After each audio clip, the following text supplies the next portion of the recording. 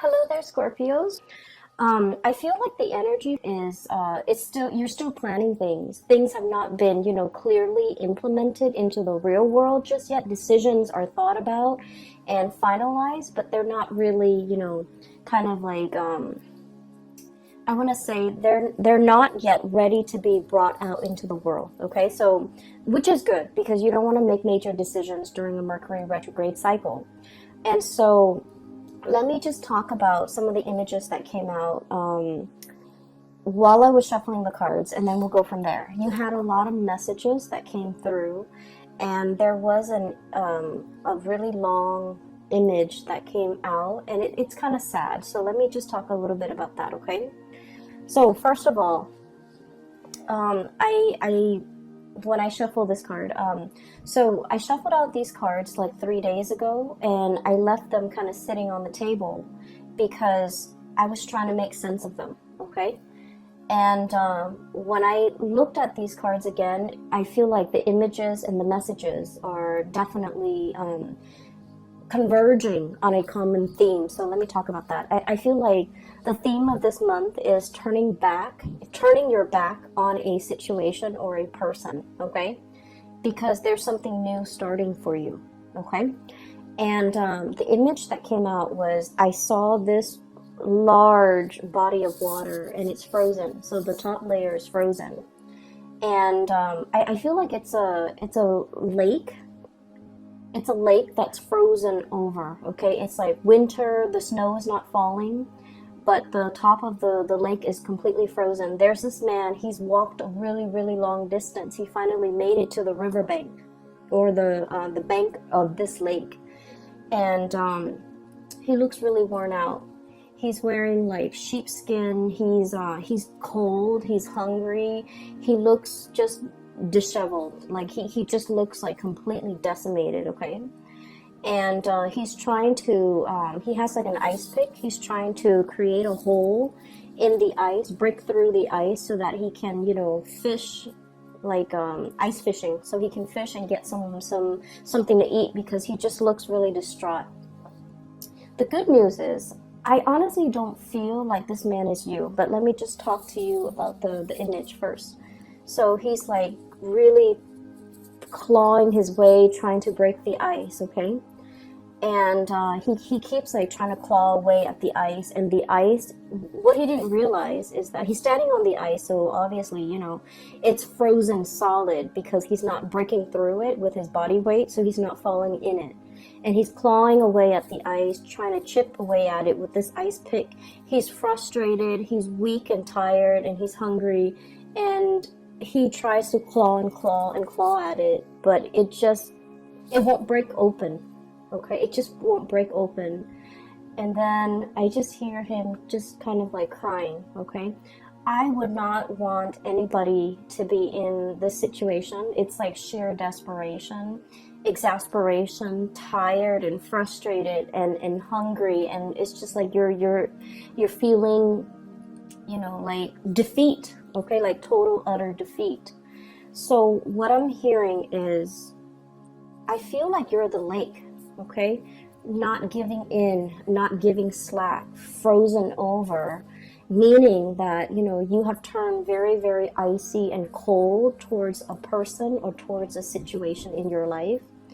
The other person might be trying to claw their way back in, might be, trying to reach out, might be trying to communicate with you. And all they get is this just really thick, icy exterior that's not giving way, that's not reciprocating, that is not in any way helping this person. So I feel like you have somebody in your life that is, in desperation, trying to claw their way back in, trying to reach out, trying to evoke some type of an emotional response from you, but like the icy surface, it's not having any effect on you. The effort is futile, and I just feel like you've definitely turned your back on a person. For some of you, this is I feel like for some of you, this is a family member. If you've had like an estranged relationship with a family member, especially like a parent, I feel like this might be indicative of a parent where you've had to kind of like shut down your emotions in order to deal with this person.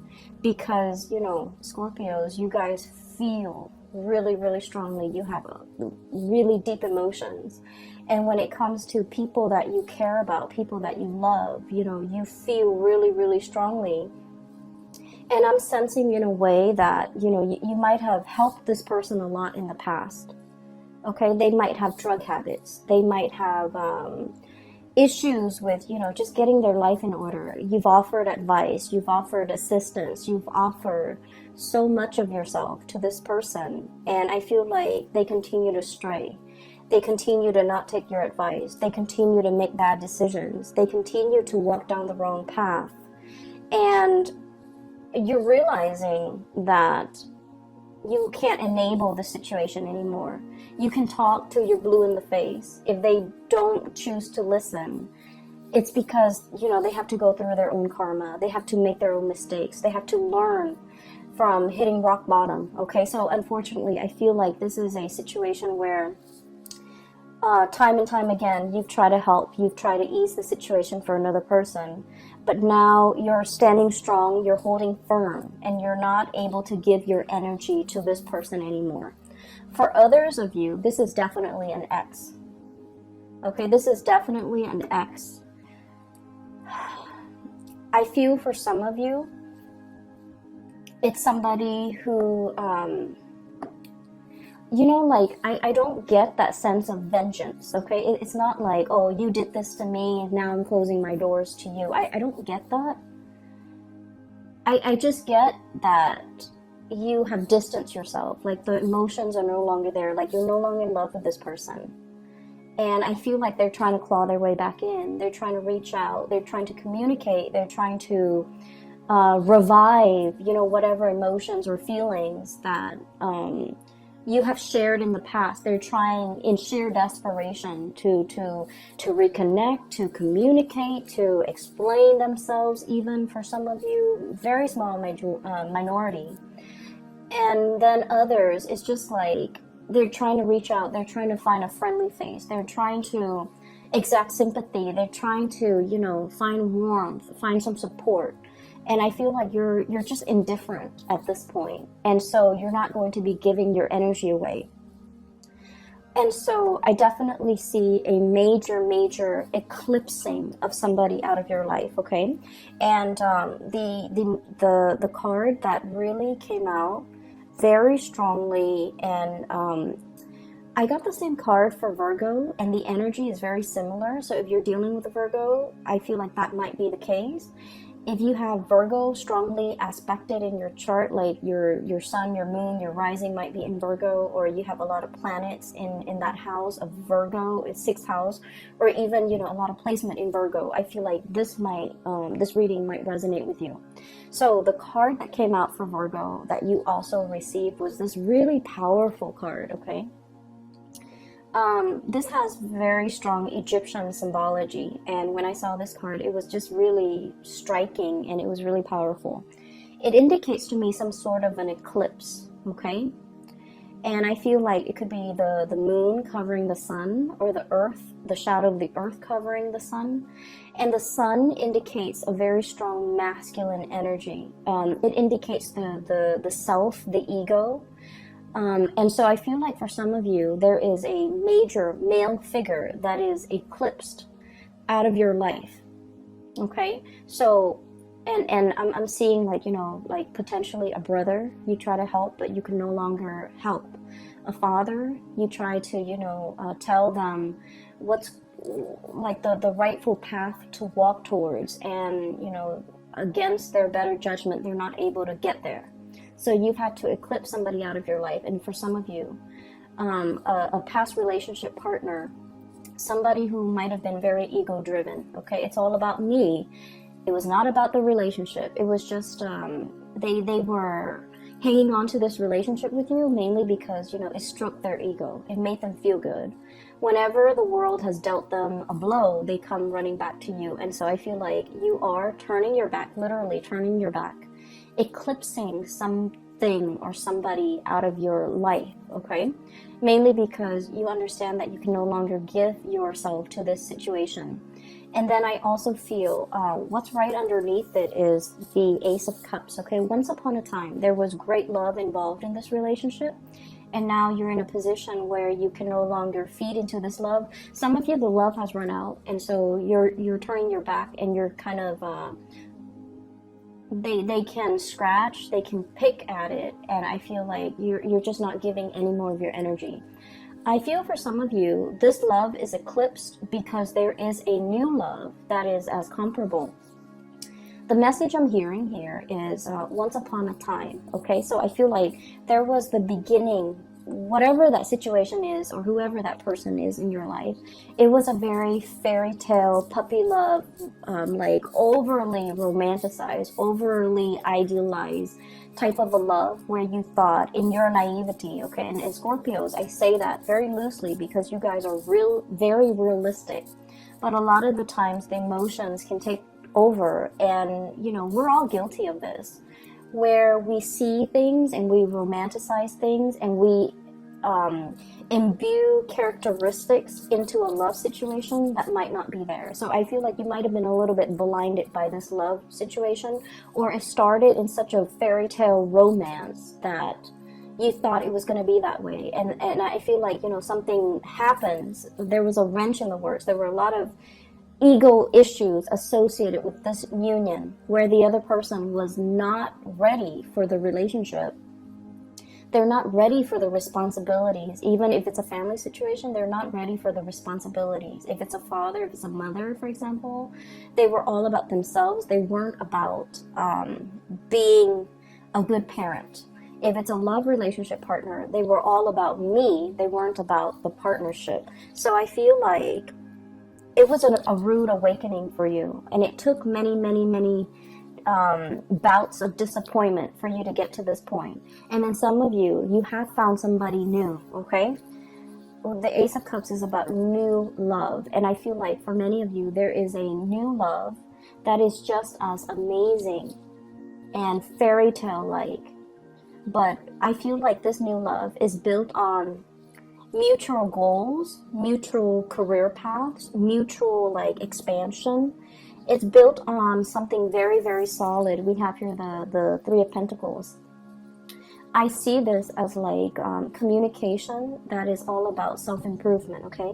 Constructive criticism, giving and receiving, but also like learning how to be a better partner, learning how to be a better friend, learning about responsibilities, learning about, you know, equal give and take. So this is a card that is very, it's very oriented when it comes to like consultation, asking other people for advice, receiving feedback, not being defensive when it comes to constructive criticism. So in this new love relationship, there's a lot of growth. There's a lot of room for expansion. There's also just, you know, a lot of admiration and a lot of like working together to build something of greater value. Whereas in the past, the situation has not always been positive. So now you're in something new.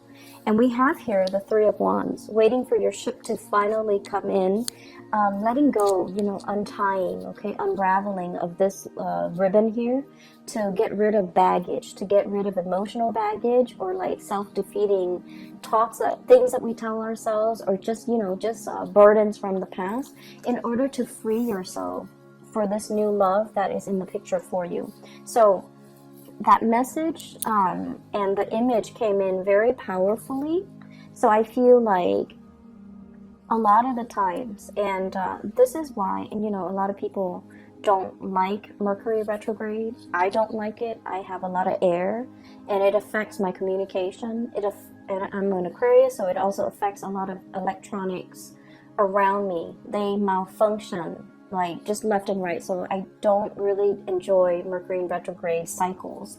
However, the best insights that I've ever come to terms with, the best, like, you know, long-standing problems that I was not able to solve, the solutions come in during Mercury in retrograde cycles. And things that I thought I could put up with, they kind of implode, and they become very overwhelming.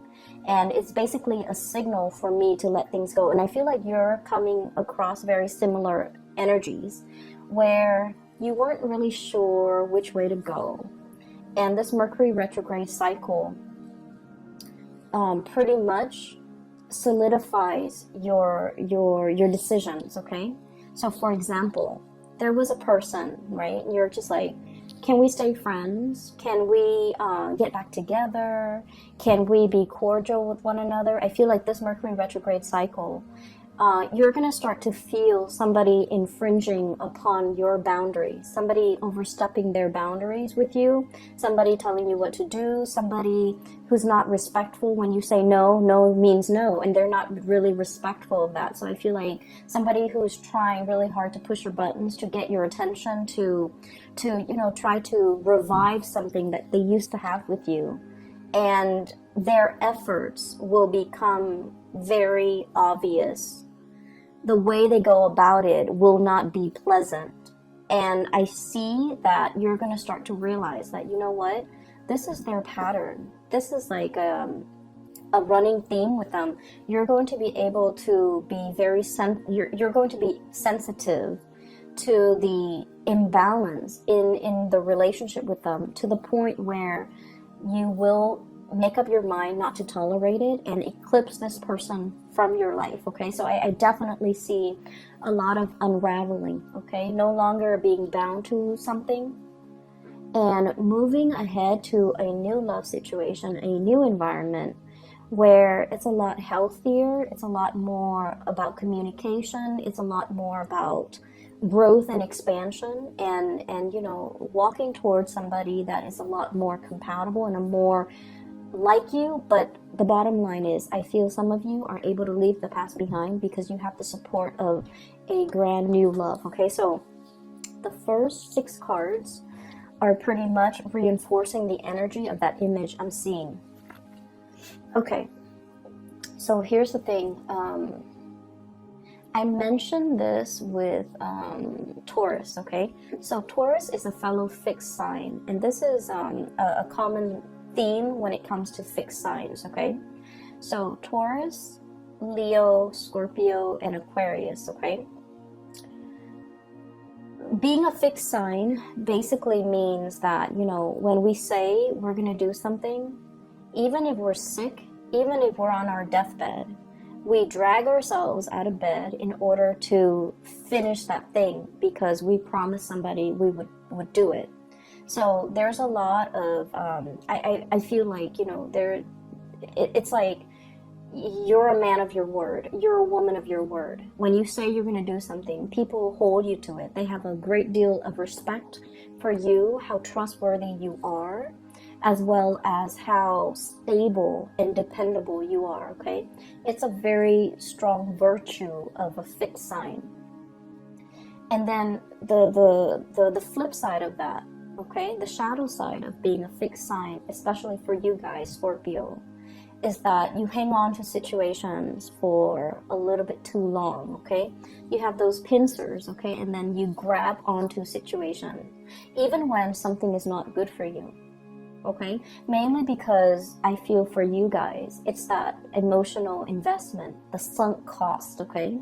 I spent this much amount of time on this person.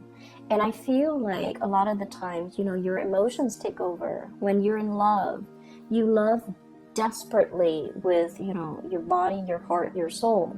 And it's really hard for you to hold back when it comes to somebody that you love. You would go to the ends of the earth for the other person, okay? That's how devoted you are. And I feel like there was a situation in the past where you gave so much of yourself, there was nothing, there was like barely anything left for you, okay? You ran yourself ragged for this person, and then you realize that I feel like it took something away from you. It was like one of those things where, yes, you can recover from it. You can step away, start your life all over again. But it did something to you. It knocked that sense of naivety from you. It taught you a lot about, loving yourself first. It taught you a lot about, setting healthy boundaries. And it taught you a lot about, really putting yourself first more than anything. Okay, so in this situation, I feel like there's a lot of fears. Okay, so like in this new love situation, everything is very stable. There's great communication. There's great passion, chemistry. But you don't want to play the fool. You're not going to rush into it, with a blindfold on. You're still going to be very methodical. You're still going to give all of yourself to this relationship. And I feel like in the back of your mind, it's always like, when is the other shoe going to drop? When are the temper tantrums or the selfishness from this person going to come in? But I feel like you are aware that you're dealing with a new person. You are aware that there's a lot of great communication here. You are aware that this situation is very reciprocal, but you're still perpetually, skeptical about the connection. So that's the first thing. I feel like you guys have really strong intuition, but when you're in love, you overlook a lot of things. Okay, so I have here the Magician, sleight of hand. Okay, so the words that come out with this card here is like concealment, okay, distraction, a red herring, somebody creating a distraction to kind of like lead the audience or the viewers to focus on something else that they want to show rather than something else that other people might be curious about. So it's like sleight of hand, the trick, okay? It's like the trickster. Not that you're dealing with somebody like this, but I feel like you are very, very skeptical, and you are also trying to unearth. You are also trying to like figure out information. You're also trying to like you're basically trying to cover yourself so that you don't get hurt. So I do see a situation where you're potentially, you're curious about a lot of things. I also feel like, looking at somebody's social media, I'm also feeling like wanting to access somebody's cell phone, wanting to access somebody's social media, just to see what they're up to. Mainly because I feel like there isn't cause for concern, but I feel like you're curious, okay? And I feel like there was a past situation that left you feeling like I need to, preemptively find out these things just to make sure they're not doing anything. Well, the problem with that is whenever we set out to confirm a negative, so for example, I want to make sure, so just for an example, okay, I'm dating Bob. I want to make sure that Bob is not cheating on me. I'm going to go through his cell phone. I'm going to go through his email. I'm going to go through his, Instagram account just to make sure that he's not talking to another girl. And so I hack into his cell phone, hack into his Instagram, check all of his emails, and then I find nothing, okay? So I'm trying to confirm a negative that he's not cheating on me. And so, I find nothing. When I find nothing, I'm actually very happy. But then 5 and 6 months later, I'm going to do it again. Because we won't stop until we find something positive, right? Like a positive. Oh, he's sending this woman picture. He's sending an email to this other lady. And so I feel like you're very curious. Something is grabbing your attention and you're trying to confirm. You're trying to confirm a negative. And when we try to confirm a negative and we find that negative, we never stop. However, if you have a hunch that, oh, so-and-so is cheating on me, and you find that proof, you're gone, and you will never need to dig into his phone to confirm it again, because you've already found it. So I feel like there's a dicey situation here that some of you might be embarking on, and I just want you to be a little bit careful. If you feel like you don't trust somebody, trust your intuition. But you need to also understand, exactly like, why don't I trust this person? Piece together that entire narrative and that entire story before you jump the gun, okay? Piece together the entire history that you have with this person. And try to figure out, have they ever lied in the past? If they've lied in the past, what's stopping them now? So that might be your answer. On the other hand, it's like, have they ever lied to me? Have they ever done anything deceptive? Have they ever lied to other people? Have they ever cheated? If that history of, lying and cheating has not been there, then you don't really have enough to go by. So I feel like, past history is very indicative of future. And so that might be where you need to look to figure out whether or not you can 100% invest in this person or invest in this situation, because I feel like somebody from the past really left their imprint on you. It's made you very doubtful. It's made you very skeptical. It's made you paranoid. And I also feel like it's made you scared to open yourself up. Okay, it's made you like jaded when it comes to people, and so you're just trying to protect yourself. So I feel like, if there are like hunches and things like that, it's not really stemming from something that is it's not coming from this relationship or this person. I feel like it's the fears and the insecurities that the previous person has caused, okay? That's triggering things in you, okay? So that's the first 6 cards that I am sensing here. There was another message that came through. I wrote it down because I've had this spread laid out for the past few days, but I just could not get a coherent message, but now it's coming through. Okay, so what came through is this Emperor. And I'm hearing that Beatles song, and the walrus, but I'm seeing this person, okay? This is a person who is like a person in a position of authority, okay? He's the Emperor. He rules empires. He rules kings. He has a lot of wisdom, a lot of... he has wisdom, he has experience, he's just really, really good. He's somebody that everybody comes to for advice, for guidance, for answers, okay? However, I was looking at this card, and then the message that I'm hearing is the sun is setting on his reign. The sun is setting on this empire, meaning it's going away. The power, the prestige, the heyday, the glory, I feel like it's fading, okay? I feel like you're looking at a person and you're dealing with a person who once upon a time was very, very powerful, and you're seeing them for the very first time, and I feel almost like they're trying so hard to like hold onto and grip onto that youth, what used to be, memories of the past, and they're not able to let go.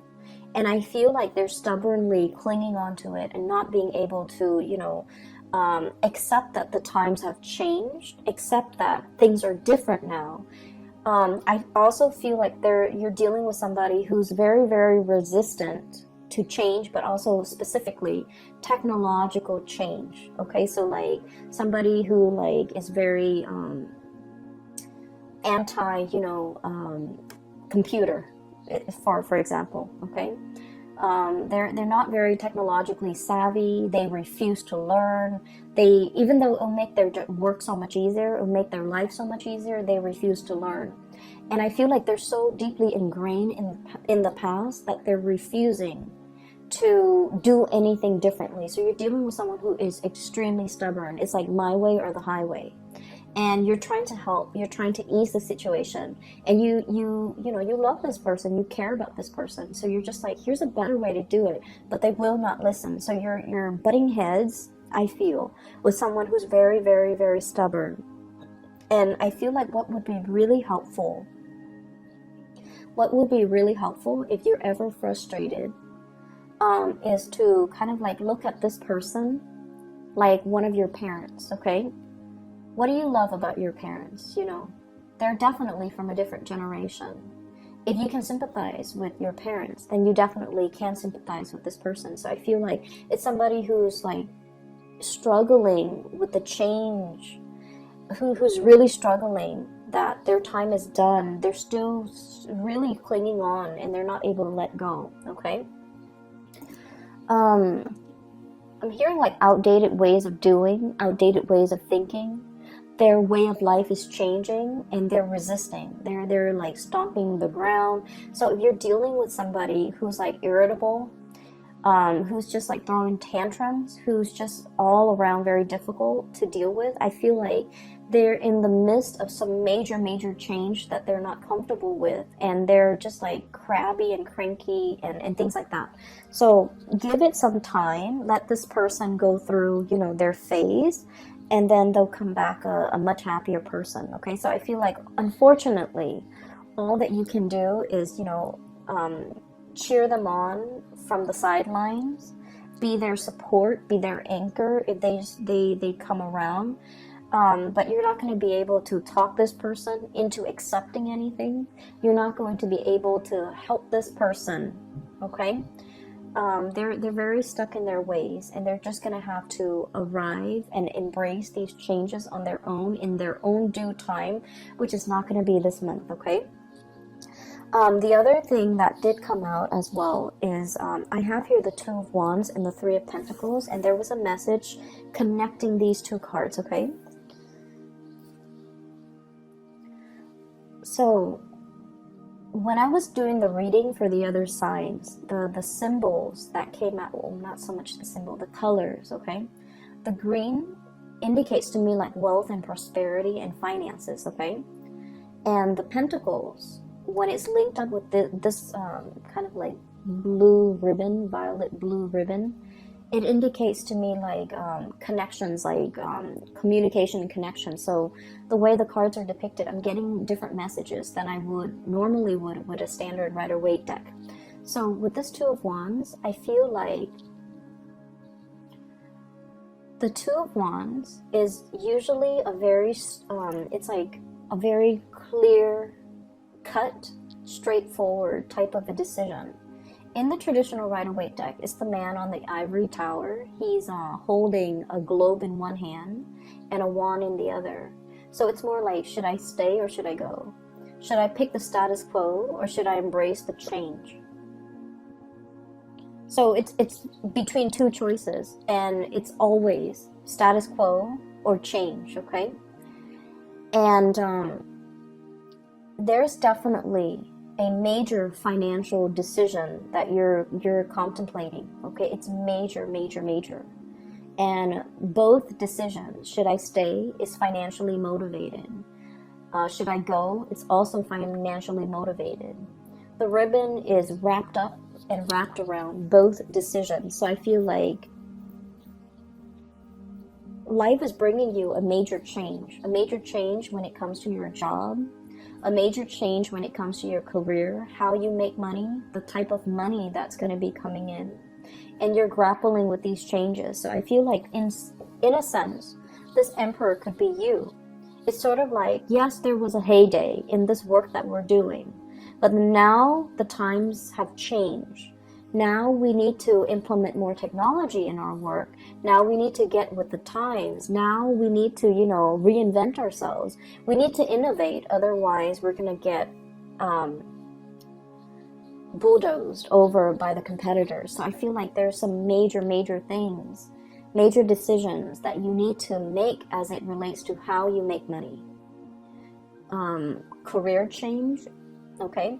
And then I also feel like this decision, you know, Scorpios, as a fixed sign, we are very decisive. We know exactly what we want, and we know exactly what we don't want, okay? Our world as a fixed sign is very black and white, okay? There's always a yes or a no. We rarely straddle the fence. There's definitely a decision that you already know what you need to do, okay? But the challenge in this situation might be the Three of Pentacles here, consultation. There might be a financial situation here where many people, many actors are involved, and you don't want to rip the rug out from under somebody. You feel like other people are dependent on you, and so you can't make this decision in isolation. You feel like there are a lot of moving parts. Not a lot, but in your mind, it's like, it's not just you. It's other people. Maybe a partner, maybe a child, maybe a parent, maybe a business partner. There's just a lot of moving pieces. And I feel like somebody's trying to break away. Somebody's trying to break away, break free, you know, unravel, or like free themselves from this bind, this ribbon. But the decision is not just about you. It involves other people. For some of you, this could be like a partnership, like a marriage, an engagement, a family situation you're trying to move away from. And I feel like, you know, you have that sense of loyalty, that sense of that fixed sign where it's like, we took a vow, I'm gonna stick it out, okay? And so I feel like, you know, you're on the verge of making some major decision, and you know that it's like a major life change where if you make this decision, something is going to get eclipsed, completely eclipsed and gone from your life. On the other hand, there's something new coming in to replace it. It is very scary, and I feel like it's a major decision. It's not something that you can make, you know, in isolation. You don't exist in a vacuum. You feel like a lot of other people are involved in this. But the bottom line is that it brings a lot more growth and prosperity. I'm following this Ace of Cups, okay? This pink ribbon here is linked up here with the Nine of Wands. And the Nine of Wands, it's almost like the springtime. A lot more buds and blossoms are coming in its place. If you make this decision by the end of the spring, by the end of the winter, when things start to thaw and the blossoms start shooting up, like, you know, February, March, standard springtime, or the beginning of spring, or the end of the frost, something new, a lot of new opportunities are going to be coming in for you.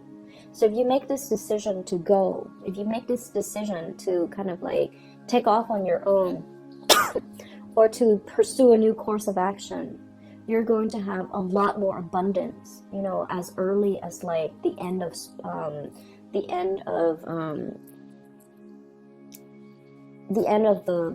the winter time. So like March and April and things like that. Okay, so I'm sensing here some major change that you are embarking upon, and I definitely see resistance from your end. Okay, that might be why I was not able to do this reading like 3 days ago. But I feel like the opportunities are there, and you are definitely aware of it, okay? I feel like you might have a lot of people in your environment who are very status quo oriented, and they're feeding you a lot of fears, naysayers. People who lack imagination. They're just like, no, you stay here. This is safe. This is something that we have always known. We have always done this in the past in the same way.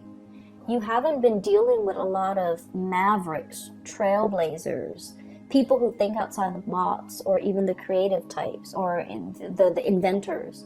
And I feel like, you know, you have dealt with these safe naysayers for a really long time. And, you know, you care about them. You have an emotional connection to them. But now you're in a phase where you're dealing with a lot more like people who think outside the box, more creative types.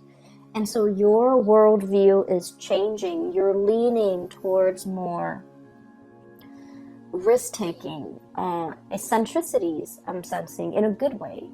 And then also you're leaning towards, you know, realizing your potential pretty much, because, you know, it's safe over here, but it's very exciting over there. It's not just the excitement. It's just these are trailblazers. These are people who know exactly what they're doing. These are people who think outside the box. They break out of the norms. They take risks, and they have major rewards, okay? And so You're looking at your former self. The resistance to change, stick in the mud, is also what I'm feeling. And you're just like, the sun is setting on this empire, this way of doing, this way of life. I need to recognize that, okay? The high priestess is the self-knowing, okay? It's the intuition.